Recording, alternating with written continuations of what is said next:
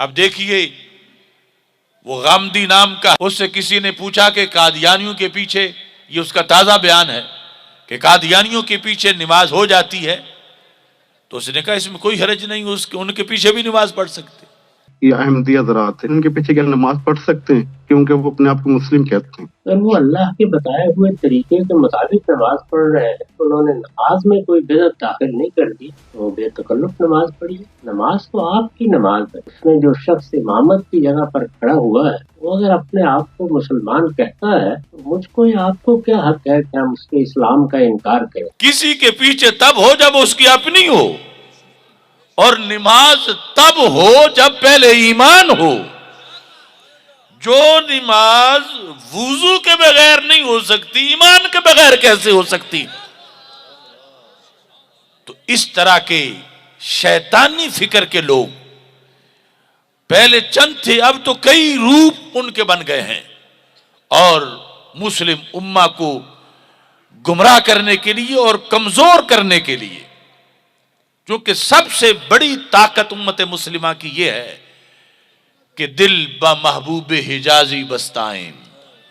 زین سبب با یک دیگر پیوستائیں۔ ہم کسی ملک میں بھی ہوں ہم ایک ہیں، کیوں؟ ہمارے محبوب ایک ہیں،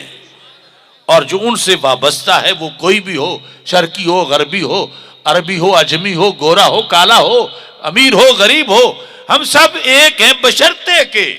دل با محبوب حجازی بستائیں۔ تو اس بنیاد پر سید عالم نور مجسم شفیع معظم صلی اللہ علیہ وسلم کا عشق جب امت کے سینے میں مضبوط ہو تو پھر کوئی چیز ان کو دبا نہیں سکتی۔ اور اگر یہ سبق دیا جائے جو غیروں نے دیا اور مختلف فرقوں نے وہ آگے سنایا، تو اس سے پھر وہ صورتحال بنتی ہے جو آج ہمیں انٹرنیشنل سطح پر بنی ہوئی نظر آتی ہے۔ جن کی کتابوں میں یہ لکھا ہے کہ فرشتے سے غلطی ہو گئی تھی وحی لانے میں، اللہ نے تو پسند حضرت مولا علی رضی اللہ تعالیٰ عنہ کو کیا تھا، یہ جبریل ادھر آ گئے تھے۔ اب اس سے بڑا حملہ عشق رسول اللہ علیہ وسلم پر اور کیا ہو سکتا؟ اور جو یہ کہیں کہ جن کا خیال نماز میں آ جائے معاذ اللہ گدے گائے کے خیال سے برا ہے، اس سے بڑا حملہ عشق رسول اللہ علیہ وسلم پر اور کیا ہوگا؟ جو اپنے آپ کو ان کے جیسا کہیں اور رسان رسول اللہ علیہ السلام اور اپنے آپ کو ملانے کے لیے خود تو ادھر تک جا نہیں سکتے، مگر اس ہستی کو کھینچ کے نیچے لانے کی کوشش کرتے ہیں کہ جیسے ہمارے ہاتھ ہیں ویسے ان کے بھی ہاتھ ہیں، نیچے لا سکتے نہیں، مگر اس سے لوگوں کے عشق کا جو انداز ہے وہ چھلنی ہوتا ہے اور بد اعتقادی پھیلتی ہے، اور نئی نسل کے اندر جو قوت ہے ایمانی وہ کمزور ہوتی ہے۔ آج کی دفاع عزت مصطفیٰ صلی اللہ علیہ وسلم کانفرنس کا پیغام یہ ہے کہ عشق مصطفیٰ صلی اللہ علیہ وسلم ناقابل تسخیر ہے، اور اسی بنیاد پر صحابہ غالب آئے تھے، اسی بنیاد پر اسلام شرق و غرب میں پہنچا تھا۔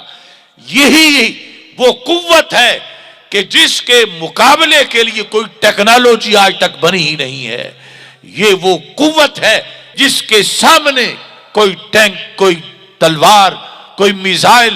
کوئی اس پر غالب نہیں آ سکتا، اور اس کے لیے عقیدہ سلامت ہونا ضروری ہے، اور اس عقیدے کی اذان اہل سنت و جماعت کی طرف سے مسلسل دی جا رہی ہے۔ رب ذوالجلال ہمیں ہمیشہ اس محاذ پر آگے بڑھنے کی توفیق عطا فرمائے۔